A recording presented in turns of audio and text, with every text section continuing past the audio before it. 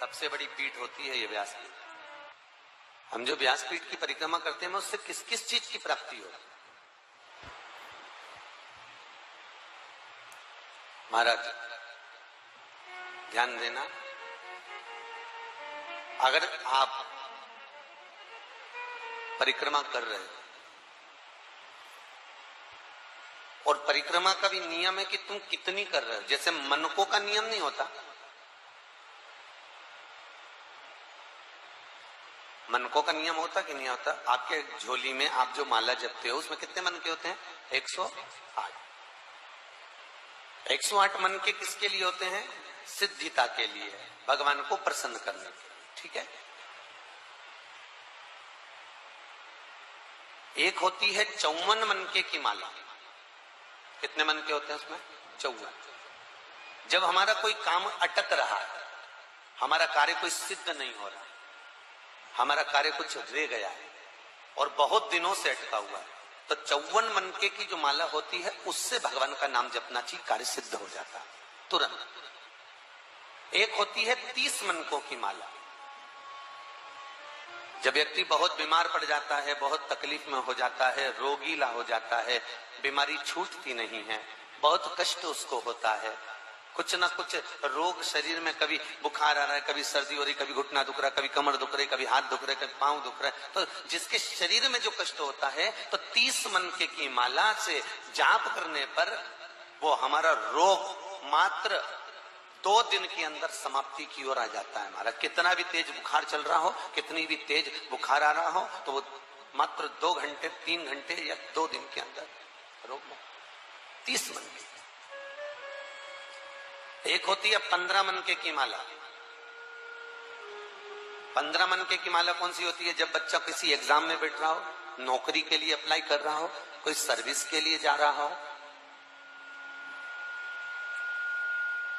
और वो नौकरी के लिए, सर्विस के लिए जब वो जाता है और बहुत एग्जाम में बैठ लिया तो भी सफल नहीं हो रहा, तो 15 मनके की माला से भगवान का कोई भी एक मंत्र जो आप स्मरण कर सकते हो, जिससे आपकी अच्छी पटे, उस भगवान का मंत्र बोलकर 15 मनके की माला से चले जाए, कार्य में सफलता प्राप्त हो जाती है। ऐसा उसको विद्वत्ता मिल जाती है।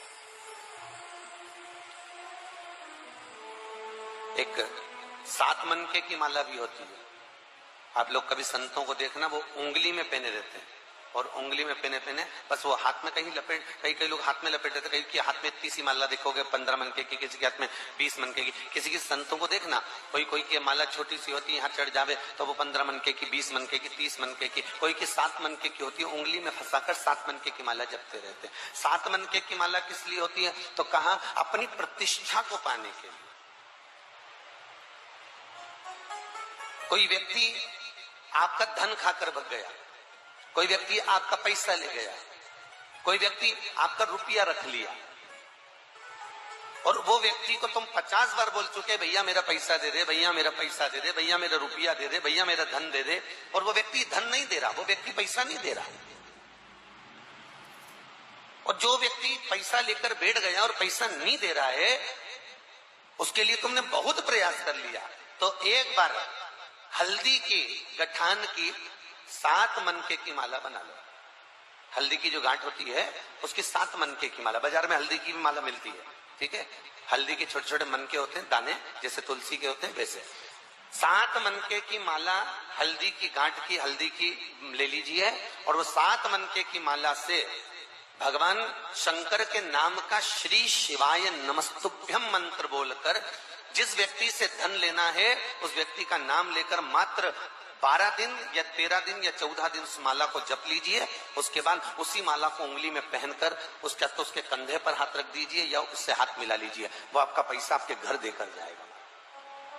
मनकों में, माला में प्रबलता होती है। उसी तरह व्यासपीठ की परिक्रमा में प्रधानता होती है। हम कितनी परिक्रमा कर रहे हैं? यदि हम 108 परिक्रमा कर रहे हैं व्यासपीठ की, तो हमें सुख का अनुभव कराती है महाराज। आपका यदि कोई कार्य अटक रहा है और आप बहुत दिन से निवेदन कर रहे हो, तो भागवत की 54 परिक्रमा करना चाहिए, 54 54 परिक्रमा करने से आप जिस कार्य के लिए जा रहे हो, आप जिस काम के लिए लगे हुए, वो काम नहीं हो रहा, तो 54 परिक्रमा से वो कार्य सिद्ध हो जाता है महाराज। 54 परिक्रमा के अलग अलग प्रमाण है। जैसे बत्ती के प्रमाण है ना, आपको पहले भी कथा में कहा, गोल बत्ती देवताओं के सामने लगती है, लंबी बत्ती देवियों के सामने लगती है। पीपल के पेड़ के नीचे लगाओगे तो गोल लगेगी, लंबी बत्ती अगर आप लगा रहे हो तो कोई कुल देवी हो, पितर देवता हो, तो इनके सामने लंबी ही लगेगी, इनके सामने कभी गोल नहीं लगेगी। जिनसे तुम अपना वंश मांग रहे हो, जिनसे तुम अपनी संपदा मांग रहे हो, जिनसे तुम अपना सत्ता मांग रहे हो, उन देवी देवता को, उन भगवान को, उन परमात्मा को, वो गुरुजन को, वो ईश्वर जन को, वो पितर जन को लंबी बत्ती ही आई।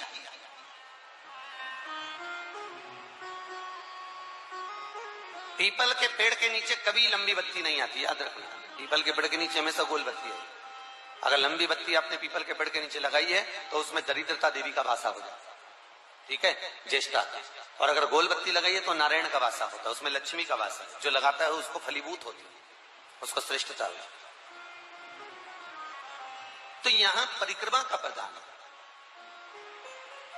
और भागवत महारानी की परिक्रमा जब भी करी जाती है तो जहां व्यास जी महाराज बैठते हैं तो व्यास जी का जो राइट हैंड होता है, जैसे ये भाग, तो इस कोने से परिक्रमा प्रारंभ कर कर इस कोने पर एक गिनी जाती है।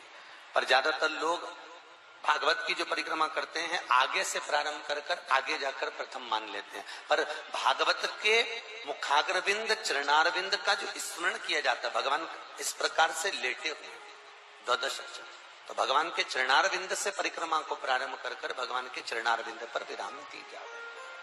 भागवत भगवत तत्व का जैसे गणेश जी को दो तरह की दुर्वा समर्पित होती है, एक हरी दुर्वा, एक श्वेत दुर्वा।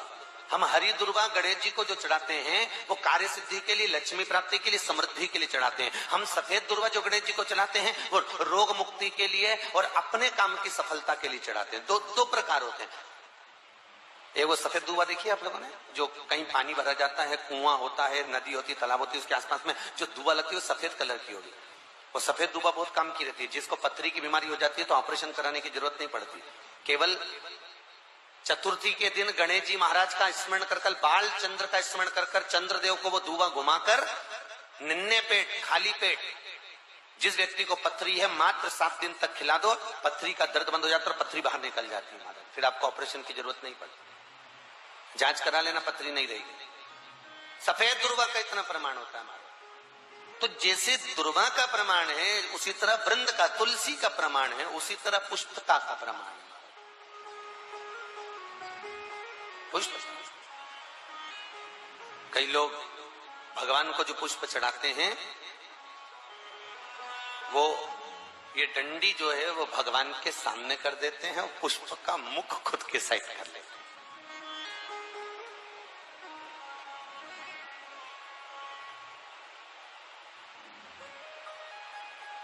चलो पहले तो एक बात बताओ, भगवान को पुष्प क्यों चढ़ाया जाता है? जल्दी उत्तर दो। भगवान को पुष्प क्यों चढ़ाया जाता है? भगवान की प्रसन्नता के लिए, आसन देने के लिए। और बोलते जाओ, भगवान को पुष्प क्यों चढ़ाया? बच्चे पूछ लेंगे कभी दिन आपसे कि मम्मी भगवान को पुष्प क्यों? आज के बच्चे तो ऐसे ऐसे प्रश्न करते हैं कि बच्चों की पूछे ही मत। मम्मी ये भगवान को पुष्प क्यों चढ़ाती हो? किस लिए चढ़ाया जाता है? तो महाराज विष्णु पुराण में लिखा हुआ है, ये जो पुष्प हम भगवान को देते हैं, ये पुष्प हमारी ओर से भगवान से निवेदन करता है। पुष्प आसन के लिए नहीं, भगवान की प्रसन्नता के लिए नहीं, पुष्प हम अपनी बात परमात्मा को कहने के लिए चढ़ाते हैं, अपने दिल की बात। एक भगवान जाने वो कौन सा दिन होता है जिस दिन लड़का लड़की से कुछ नहीं कहता, केवल एक फूल दे देता है। वो उससे समझ जाते हैं कि फूल का क्या है। लाल दिया तो क्या है, सफेद दिया तो क्या है, भगवान। ठीक है, बोलने की जरूरत नहीं पड़ती, फूल से समझ। तो ये किसी ने विष्णु पुराण का वो चरित्र पढ़ लिया होगा कि पुष्प देने से समर्पणता का भाव क्या है। पुष्प देने से भाव की निर्मलता क्या।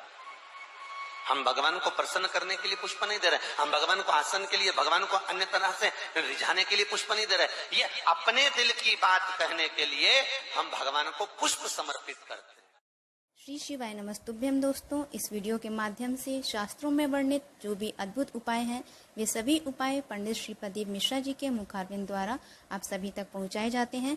अपने जीवन को सुखी, सरल व सफल बनाने के लिए, समृद्धि, सुख संपदा पाने के लिए इस उपाय को अपने जीवन में जरूर अमल करें। आपको बहुत ही शीघ्र अति लाभ मिलेगा।